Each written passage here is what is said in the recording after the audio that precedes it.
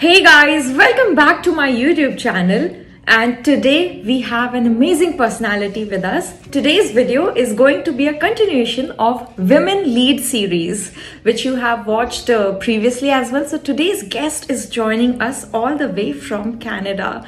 And what to say about her? She is bold, beautiful, a Kashmiri, financially independent woman, successful, fitness freak, travel lover, or rather travel mad chick as her Instagram handle says. And I will just go on and on in her praise, but that wouldn't be sufficient. Anyways, let's welcome our guest, Shelly Fotedar. Hi Shelly. Hi Mansi, how are you? I am doing very good. How are you? I am just getting used to the weather in Canada. I mean, I did move from a state which used to be very cold, but yeah, I'm just jumping from one cold state to another. All right, and I'm sure you will rock there as well. So, Shelly, it will be a series of some questions where we will get to know more about you. I mean, I know you, but the audience here will get to know more about you, and I'm sure you will be inspiring them. So, let's talk about Canada itself. From there, my first question for you is that you were born and brought up in J&K, Jammu and Kashmir. Then you went to Maharashtra for your college and work. Then you went to US for your work as well. And now you are in Canada. So all these places have their own cultural flavor, right? But I have observed that you mingle into a place wherever you go like you belong there. So how do you tackle the intercultural differences and sink into the new place so well? Alright, I mean, before I start with anything, I first of all thank you for even considering me worth this interview. I mean, even if someone is considering me worth, inspiring others, that's a very big deal in itself. And talking about where I come from, where I have been, all these places. So, like you mentioned, I come from Jammu and Kashmir. My parents are basically Kashmiri Pandits.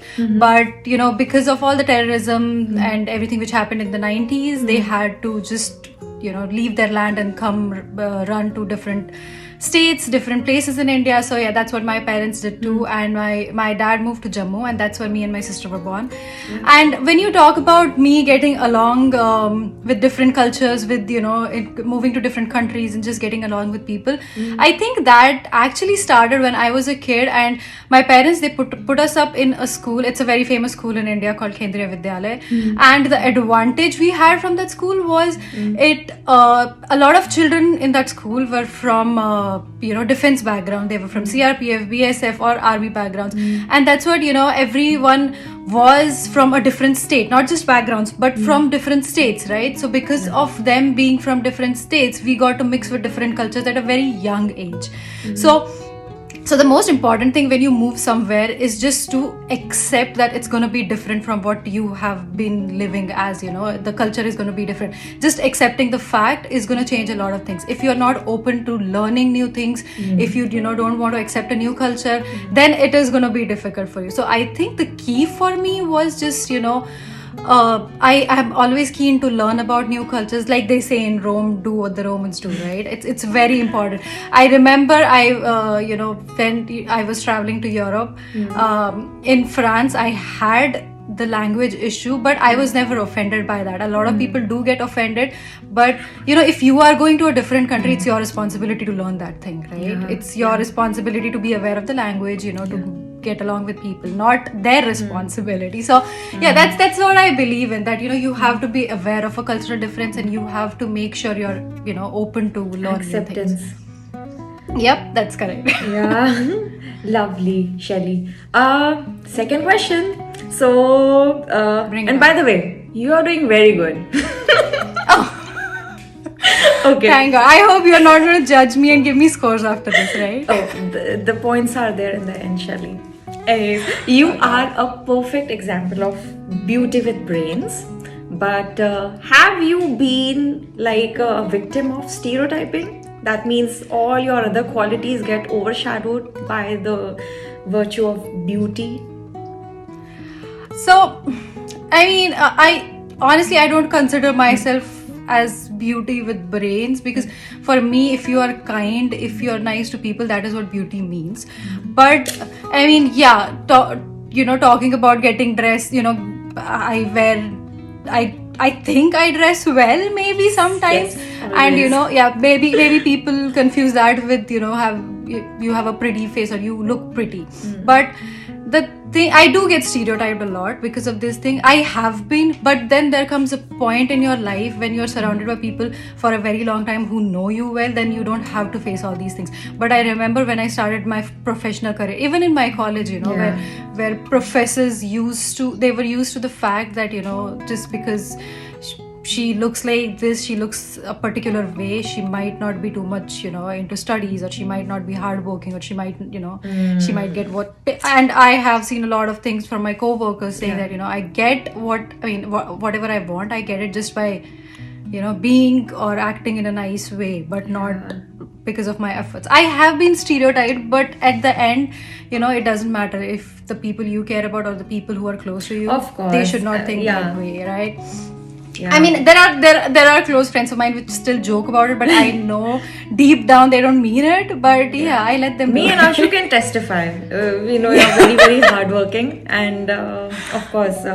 But yeah, in general, for the people who meet you for the first time or initially, they might stereotype. I mean, stereotyping is. Yeah. I was actually just watching a show where the lead said, Yeah. Everyone, before you be judgmental, be curious. So I mean, a lot of things. For example, if someone is talking about someone else and being judgmental, the person standing next to me, Yes. they won't ask any question but start being judgmental, right? They won't start asking questions that why are you talking like this about a person. So people are not curious, they are just judgmental. So yeah, that was a good thing to know, actually. Okay. Yeah. Even I love that statement from you. Shelly, going on to the third question, you have a very rich work experience of working in 3 different geographies. You have worked in India, you have worked in the United States, and you are working in Canada now. So, how would you rank these countries for being good for work culture for women? And yeah, I mean, which one would you prefer the most? So I mean, first of all, I really hope I get to work in Europe soon. That is what I really want to You do know. in future. But okay, I mean, we all know there is a huge difference between the work culture in India and in the West. The Yes. people in the West, they focus more on work-life balance, whereas in India, I mean, when I worked in India, it never existed. Yeah. So, for example, if you talk about taking a vacation, right? So here, what people think, even in the US, what people think that vacation is their right. So they don't have to ask for permission. If you want to take a vacation, you just inform and just make sure you have a backup, or you can come online when they need you. But just make sure you have a backup, right? And you just have to inform. But what the challenges I faced in India, that you have to ask for permission for taking your own vacation days, right? Yeah, And rightful vacations. that was one of the reasons I could hardly go home to Jammu, because Jammu was a long way from Pune. And I could Yes. hardly go there and visit my family. I barely used to get like 10 days in 2 years. So which is a very wrong thing to do in a work environment. You don't motivate your team members with that. So yes, the work culture is very different from US and Canada. Then again, if you compare US and Canada, in Canada the work-life balance is even better than what it used to be in the US. Okay. There are a lot of aspects to that. For example, you have good healthcare in Canada. I remember my sister started working here, and in her company they have a couple of days off in a year. Yeah. They call it mental something to just calm yourself down. You and all don't those need to things. So fall they have- sick physically or Exactly. So Wow. just take a day off or something and just relax and then come with a fresh mind. So there are a lot of things which are different here. And when you talk about being a woman in all those places, and honestly, I did not see a lot of difference between a female co-worker and a male co-worker. Or yes, I mean, some of the teams I worked with, Yeah. I do see a difference, but again, you know, the managers are probably somewhere from South Asia. Yeah. So again, you Okay. know, you wherever you go, you just try not to take that mentality with you. You know, learn the good things, and I would say leave the bad things. Yeah. And you know, when you're working in the US, when you're working in Canada, there are so many good things to learn from there. So you know, just do that. But yeah, as a woman, again, I have had cultural shocks when I went to each and every country. But Yeah. honestly, when I moved to the US, the cultural shock, I did not get it from my American co-workers. I got it from my Indian co-workers, because I mean, they're still living in an India which was in 80s or 90s. I mean, there are a lot of people who still do that, which is wrong. I have seen my American co-workers wrapping up work at 4:30, and I have seen my South Asian co-workers wrapping up at still working till 10 p.m. Which is, why do you want to do that? Oh yeah. So, Yeah. so I mean, there is, but people are changing. Even in India, I have seen in the last few years, I have seen tremendous amount of change, and you know, everything is changing, and it is for good. I hope, yeah, the changes go on in the positive direction, because everyone, be it, you know, a South Asian worker or in the West, everyone deserves the mental peace and the mental space. That's Right? true. Yeah, okay, wonderful, beautiful, Shelly. Fourth question. You are a financially independent woman. So, but there must be someone behind you who is inspiring you all the time, or where you derive your motivation, energy, inspiration from. So, who is he or she? I mean, being financially independent is something which each and every woman in the world should be, because I mean, I respect housewives a lot, but in the end, if you are not fortunate enough to get an understanding husband or a partner, it's honestly, it's going to be a nightmare. So financial independence was one of the major things which was taught to me by my mom since, I mean, while growing up. So like I told you, you know, my parents had to run away from Kashmir, so it was a very bad time. And okay, moving back to the topic of Kashmir, I have met a lot of people who are from India, who are probably, you know, maybe down Maharashtra or somewhere from India itself, and they have no idea about what happened in Kashmir in 90s.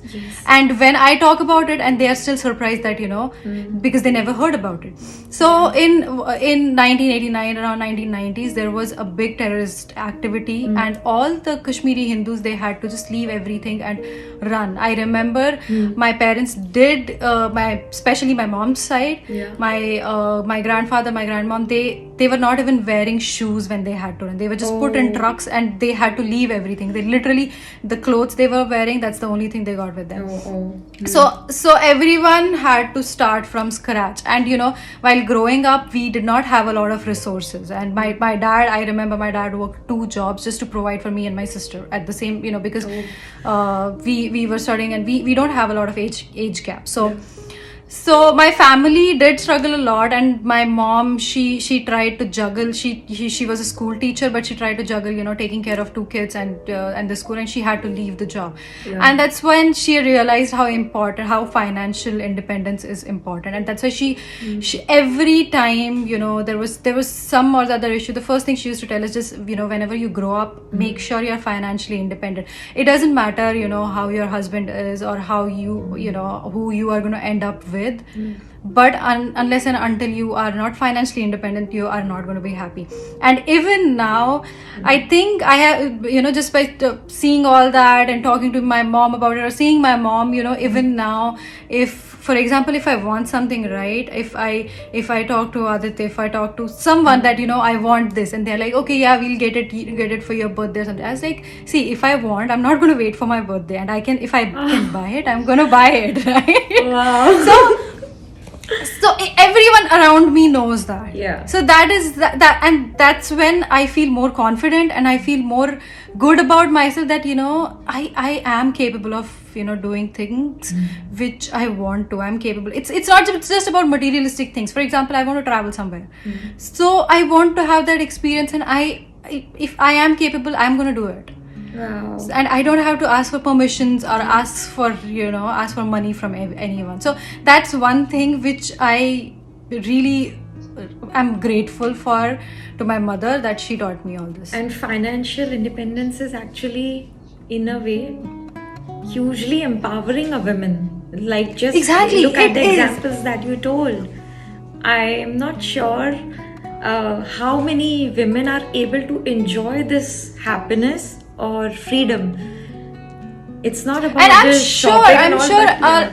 exactly, it's not about materialistic Yeah, things. yeah, It covers a lot of stuff, and I'm sure a lot of women, they have husbands who are, you know, who are amazing and support them in any way possible. But then in the end, it's you who has to ask for things, right? And yeah. somewhere it's just a blow on your confidence.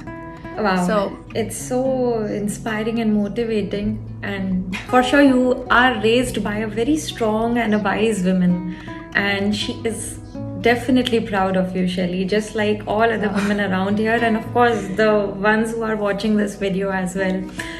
And I'm sure, and she's very vocal about it too. So yeah, that's where you get your energy from, right? yeah. Okay. Yeah, I'm exactly like my mom. That I agree. Yeah. Okay. Shelly, fifth question. So, you have traveled across the globe to so many countries, so many places. You have settled at so many places. So, you have clearly a travel bug, right? So, but if I have to ask, what did travel teach you? What would be your answer? So yeah, you rightly put it. I do have a travel bug, and it's the most important thing what travel teaches you, or not just me, anyone, is how small are you compared to this world, right? Let it be, you know, let it be a mountain, or if you go near an ocean, right? Keeping God aside, we are nothing but we are just some creatures which exist on earth, right? And the mountains are the same way, the ocean is the same way, everything. And you know, it humbles you when you see how tiny, and you know how you are literally a nobody in this world. You are so small, and that is what keeps you grounded, right? I mean, it just keeps me grounded before thinking that, you know, if anything, for example, if I'm troubled with anything, then I'm saying, yeah, it's okay. Yeah. It's okay. We are just it's just part of life, and you know, that's the thing which inspires me. So I would say just, you know, going and on top of it, you know, learning about new cultures is what I like. Yes. And it's not about just learning about cultures. For example, when I moved out of India, and I remember my parents visited us, and we traveled to a lot of states in the US. We traveled with them, and then when their journey was about to end, I was talking to my dad, and we started talking about divorce. And I was surprised how my dad was talking. You know, he was all positive, and you know, according to him, he was just telling me, he's like, yeah, divorce is still a taboo in India, and this is wrong, it should not be like this. And I was so proud of the fact that, you know, he's talking to me like that. And you clearly Because- saw the difference. Exactly, I clearly saw the difference. And you know, the last time this topic was ever raised in our household, it was probably frowned upon, that it is not a good thing, or it is, you know, it's the women's mistake, or it is the guy's mistake, or something. But divorce was frowned upon. But then after talking to him, you know, after traveling so much, my dad's perspective changed about a lot of things. And same things happened to me. There were a lot of things, you know, I used to think that they are bad, or you know, things should have been different. But then going to different countries and people doing the same thing, I was like, yeah, it's okay. It's not a bad thing, right? Yeah. So traveling changes your perspective about a lot of things. Wow. I'm not saying take the bad stories from each and every place you go. For example, you go to a country where you were robbed. I mean, it's not going to happen to you all the time. Yeah, that was just a bad day. But don't take the bad things from a country, but take the good ones. But it's overall an enriching experience. It is. It is, no doubt about that. Yeah. Beautiful. Okay, Shelly, moving on to the sixth question. Like many others, I'm also a fan of your Instagram page. It's beautiful, colorful, the best pictures. I mean, anyone can just go on looking at it and just stay in awe. But here's the question. That's the, you know, real life. But in real life also, is your life equally colorful, beautiful and flawless? I'm glad you think my Instagram page looks really nice, because I haven't posted for a year now. So I think it does reflect a person's personality, because every time I used to post a picture, and every picture I have taken, I was in a really good mood, when that picture was taken or when I posted it. Yeah. So it does reflect your personality, but we all have been through 2020, and then COVID followed us in 2021, and the reason why I haven't posted anything on Instagram is again a reflection of my personality, because I did not feel anything good about this year. So when I start, it's not that I was sad all the time, but when we entered 2021 and we thought everything was going to be fine, it wasn't. And I was in the middle of a lot of things, moving houses, thinking about moving to a different country, and then I visited India and the second wave started. It wasn't a very cheerful time, and I just did not feel like posting anything on Instagram or doing. I know a lot of people think social media is fake, but at the same time, I know I follow a lot of people who inspire me. So sometimes social media is not fake. The people you follow on social media might be fake, but so that's the thing. I think everyone's Instagram also reflects who they are, unless and until someone else is managing their page. But yeah, everyone's Instagram does reflect who they are, and it's just when I'm happy I post, but when I don't feel like it, I just don't feel like it. So that's like read between the lines. Exactly. Sometimes Aditya does check my Instagram. He's like, oh, your followers, you lost this many followers. I was like, I am so glad whoever is still there, they're still there, because I haven't posted anything for a very long time. It's been a year. I'm really glad they're still there, and they care about me. But then I don't care about people who are there just for the posts. Yeah. So life is a mixed bag. Yeah. Exactly, it is, and this is how it should be, right? I mean, we are all grown up now. I am, but and I think it teaches you a lot of things. Okay, Shelly, 7th question. All right. Many of people would want to know it here. At least I'm observing you since a long time, and watching you. Every time I see you're younger, you turn more beautiful. And you turn fitter each time. Okay. So what is your workout secret? Are you like grilling in the gym for like 3 hours, 4 hours, or what are you doing, and what inspires you actually? What's the inspiration behind your amazing fitness regime and the changes we are seeing in you? There is no secret. Honestly, it's all about how conscious you are about your health. It's all about how you want to look. And there was a phase in my life, my only goal was to lose weight, and it was very healthy. I mean the exercises I used to do and everything, it was not sustainable. I mean, you should do something which is sustainable. So it's not about looking at people and just seeing how fit they are. It's about it should come naturally to you. So I think if COVID was also one of the things which probably triggered that I need to be fit, I need to be healthy. So that's why. So the first and most important thing in being fit is your diet. And you should not, by diet, a lot of people confuse it with eating salads and all those things.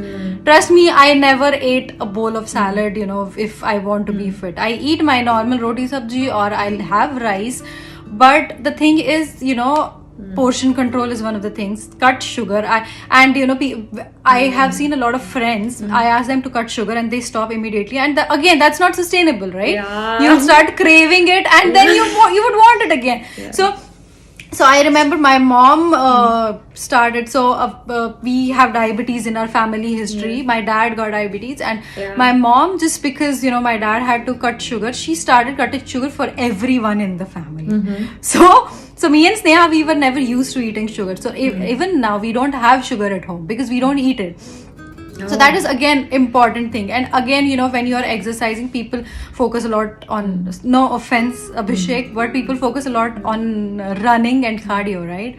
Again, that is, for some it is sustainable, but it's not sustainable for everyone. So focus more on strength training. People think that lifting dumbbells is not going to help them lose weight, but trust me, it does. It makes a huge difference. That's what I mean. Just do sustainable things. Don't force yourself to do something. Start with small things, and once you get used to it, just, you know, increase it. But do sustainable things. So two things. That first would be COVID that inspired you. It was a turning page, and also this consciousness that came from inside, from within, and Exactly. and accepting that it has to be a sustainable plan. Yes. Yeah. Yes. So even if I became conscious about the fact that I have to get fit, I cannot do things to get fit. I cannot do things which I cannot keep continuing, right? That is again insane. And again, you know, 3 hours in gym is not sustainable if you are working a full-time job. Just make sure you are at least working out for 45 minutes to 50, or let's say 1 hour. You can take out that much time for yourself, right? So, and work can wait. On it, one thing I have learned after, you know, moving out of India, one thing I have learned is work can wait, and you know, you just have to prioritize yourself. And that's why I work from 7:30 to 4:30, and I don't care if anyone sends me a meeting invite. They know, and they don't, and now people know, and they don't send me a meeting invite after 4:30. You have you have job there. You have exactly, and you have to set the expectations from the beginning. So that's what matters. Wonderful. Okay. Now, bit fun part. Okay. So 8th question would be, you have to choose one. Okay. You cannot say both. Okay. And so I'll give you 2 options. I know both of them are dear to you. Example, the first one. Choose one, Sneha or Adi. See, I mean, it's a difficult question. It depends on the situation. I know, especially for a lot of reasons, Aditya is okay with the fact that I'm gonna choose Sneha over him, and for a lot of things. But there are going to be certain scenarios I'm going to choose him over Sneha, but that's I think it's going to be less than the other one. So I hope you have your answer. But no, I mean, the both of them are close to me, and there have been situations where he forces me to just be with Sneha, not with him. So you have to find a mix. Okay, different kind of diplomatic answer. ठीक है, मुझे पता था इसका answer नहीं मिलेगा मुझे. Or you know, my answers, I'll choose my parents over them any time of the day. So yeah. Okay. Now, be part of this, USA or Canada? So it's just been few months since I moved to Canada, and I actually like it here. The health here is better than the US. The immigration is better than the US. So I am probably gonna choose Canada over USA. And there have been a lot of places which I already visited in Canada. They are much prettier. Wow. So a lot of people are gonna hate me for this. Okay. See, fancy footwear or a beautiful dress? I would go with the dress, because footwear, sometimes if your dress is long enough, you can hide the footwear. So I'm gonna go with the dress. Okay. Fourth part of this, big fat Indian wedding or an ultra luxurious honeymoon? In big fat Indian wedding, never. My parents are literally behind my life for not a big fat but a small, but I don't want to do that. I mean, I would rather sign papers in the court and get done with it. But if I get to travel with that money, why not? Why not? I mean, that's exactly that's going to be my priority. I would anytime prefer that. Okay. Another difficult one, but I think I know the answer. But still, good food or good pictures? Again, it's actually very difficult. It's difficult than you think, because food is always a priority. You will never find me posting food pictures. I never post food pictures because as soon as I see the food, my main focus is eating it, and that's why I forget about clicking pictures. So food is always a priority. Always hungry, and that made me laugh. Yeah. Yeah, because food is always a priority. I think people who don't post food pictures is because they just finish it before taking a picture. And that's how I am. I forget about taking any pictures of the food because I'm too busy eating it. Yeah. Okay. So this would say good food. Yeah. Yeah. Now, coming back to the flow of the interview, the 9th question for you. How are the challenges of being a woman different in India versus being a woman in the West? So, I mean, I cannot talk about current scenarios because, as I told you, India has changed a lot, and I have seen a lot of differences since I moved, and it's been almost 6 years now. Yeah. But being in the West has taught me a lot of things. I never had to be. So, I mean, back in India, I never drove. I never used to drive because the public transport was majorly because of the traffic. Infrastructure was not that great. Yeah. In the US, the thing I love most is driving, and I had the freedom to go anywhere, anytime, no traffic, and it did not take you a lot of time to reach from one place to another. Yeah. So that was very liberating for me, just being able to go anywhere, drive everywhere, that was very liberating. God, you have experience. driven so much. I So think the many longest I have done was like 8 or 9 hours, but I did not mind that. That's the thing. I did not mind that. I loved it that much, and like I said, it was the most liberating thing. And on top of it, in the US, I remember me and Sneha, we used to go out, party, or just go out at 1 a.m. without a care in the world, even walk on the streets without a care in the world. But that was never the case in India, and especially I'm not going to judge a particular state or a particular place, but especially in the north, that was not easy. Yeah. In Pune we did that, but then again, it's you are back of your mind, you still have Women's safety you're still is definitely exactly very you're still scared about things. But that was not the case in the West. So I know, I mean, when you talk about all these things, a lot of people get defensive about the fact, but this is the reality. face it, And okay, and it's a very great thing if you have never faced it. Honestly, I'm so happy for someone who has never faced it. But then being someone who has faced it, it changes a lot of things for you. Indeed. So even if once you have faced such a scenario where you're scared for your life, it changes. You are never going to be the same again. You're never going to trust that place again. So yes, I mean, I think in the West, women are it's just not just being liberated or anything. It just makes you more confident to do things again in future. So there's a lot of difference. Okay, lovely. I love that answer. Now moving on to the 10th question. We are closing towards the end. This is the third last. Alright. What was the best decision you took in your life that you will always be grateful for? Can you recall of something? Talking about best decisions, and I mean, to be honest, I don't regret anything in life. I maybe I used to, but the one thing I've learned in life is whatever has happened, it has happened for good. Okay. When you look back at things, I don't regret it, because now wherever I am now, it is because of all these things which happened in the past. But one thing I will be grateful for is taking a decision to take chances, not just moving out of India, but maybe changing jobs or doing anything. Just whenever I have decided to take chances in life, it has always worked. That one leap of faith. Exactly. So if you're ready to take risks, that's something which is a game changer. Just you might not have to take the risk always, but just be prepared and be ready to take a risk in life. Yeah, wonderful. And then linked to this, what one thing you would want to change in your life if you could? I grant you the wish. It will happen. Tell me. It's honestly, it's a very difficult question, because if you ask me right now, I don't want to change a thing. Yeah. Literally, I don't want to yeah. change a thing. Maybe. No, not really. I mean, I'm still thinking about if I do want to change something, but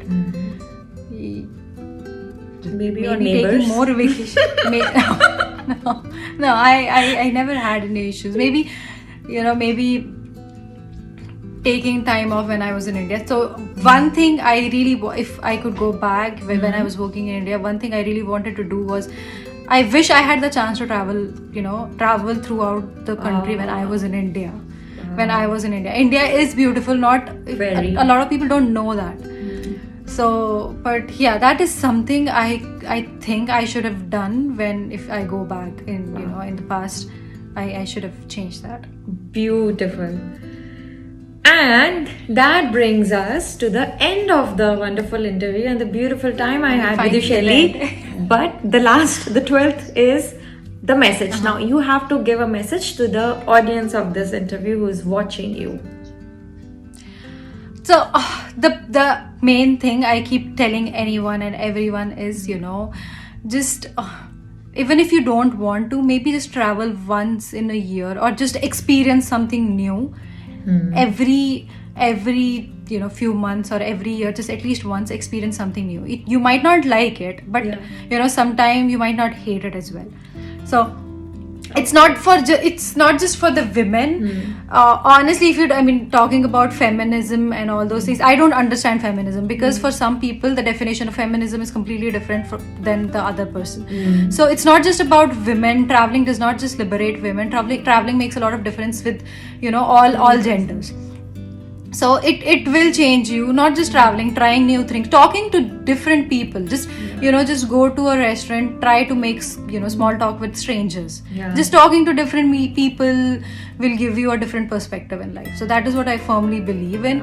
And I never used to do that, but being surrounded with such kind of people has taught me a lot of things. So since I have been with Adi, the one thing I like about him is he will not be shy to try new things just talking to someone or just asking a question. He's like, what is there to lose? Even if they say no, you're not going to lose anything, right? So that's one thing. So just go out, talk to strangers, take risks in life, take chances, travel. There are a lot of things I can say, but these are on top of my list. So wow, I'm sure anyone who's watching this now will definitely note this down and make sure from this all interview, all I can say is that Shelly is all about exploring, taking risks, going out into the wild and just satisfying her curiosity to know more and learn more. And wow. Exactly. And like I said, be curious. What I just heard on the TV, be curious, but don't be judgmental, or be curious before being judgmental. Amazing. So that's one of the important things which I recently learned, and I think everyone should know about it. Wonderful.